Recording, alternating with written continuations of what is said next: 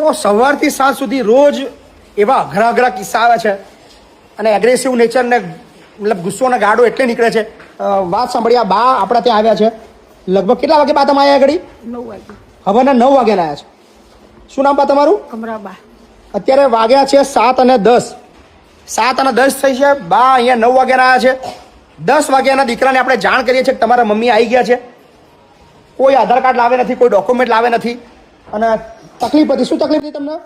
મને બહુ માર ઝૂડ બહુ કરતી હતી એટલે હું આવતી રહી. સો કંટાળીને નીકળી ગયા છે અને દીકરાને લગભગ મેં મારી જાતે 28 થી પણ વધારે ફોન કર્યા છે.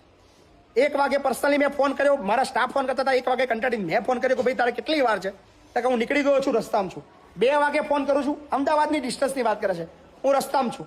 3 વાગે અકળાઈને ગુસ્સામાં ફોન કર્યો, મેં ભાઈ હવે બોલતું કેટલે છું? તો કે હું ઓન ધ વે છું, હું અડધો કલાકમાં આવી જઈશ.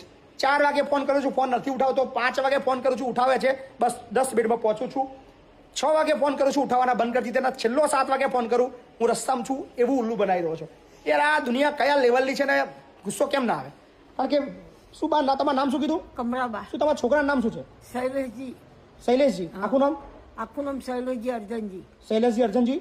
કેવા? રાઠોડ. રાઠોડ. કયું ગામ કયું તમારું?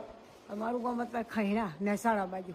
ખૈણા મહેસાણા. હા, પણ મને 12 મહિનાથી મને કાઢી મેળી હતી ઘેરથી. તે 12 મહિનાથી મારી દીકરીને ઘેર રહેતી હતી. બાયડી મારી મને કાઢી મેળો. હું 14 માર ખાઉં બાપુ. એટલે હું કંટાળી નીકળી જઈ. કોઈ કહેવાય રહી નહીં. 3 દિવસથી મારી દિયરના ઘેર હું આવી હતી. તો દરરોજ આવા 20-25 કિસ્સા આવે છે. અમારો પ્રયત્ન પહેલો એવો હોય છે કે એના વાલીને ફોન કરીએ અને વાલીને ફોન કરીને જે પણ વડીલ છે એને આપી દઈએ અને પછી જો કોઈ લેવા ના આવે તો અમે એડમિશન આપીએ. આ અમારી પ્રોસેસ છે. પણ યાર આવું જુઠ્ઠું બોલવા વાળા લોકો પણ દુનિયાની અંદર છે. દીકરાને પણ શરમ નથી આવતી. ત્યારે આ બા છે યાર, દરેક વસ્તુની એક મર્યાદા હોય. અમારી પણ સહન શક્તિની મર્યાદા હોય. પછી માણસ અકળાઈને કરે શું યાર? કારણ કે તમને વારંવાર 28 વાર હું પર્સનલી ફોન કરી રહ્યો છું, પણ આવી રહ્યો છું, ઓન ધ વે છું, રસ્તામાં છું. ફોન ઉઠાવવાના બંધ. 2-3 કલાકે ફોન ઉઠાવવાનો, જવાબ નહીં આપવાનો. આ એની પ્રોસેસ છે. પણ વાંધો નહીં, રાહ જોઈએ છે. આવે તો ઠીક છે, નહીં આવે તો વૃદ્ધાશ્રમમાં અમે તો લઈ લઈશું. પણ દુનિયાને એટલે બતાવીએ છીએ કે આવા પણ લોકો છે અને આખા દિવસમાં મારી પાસે આવા 10 કિસ્સા આવે છે. મગજ એટલે ગરમ હોય છે.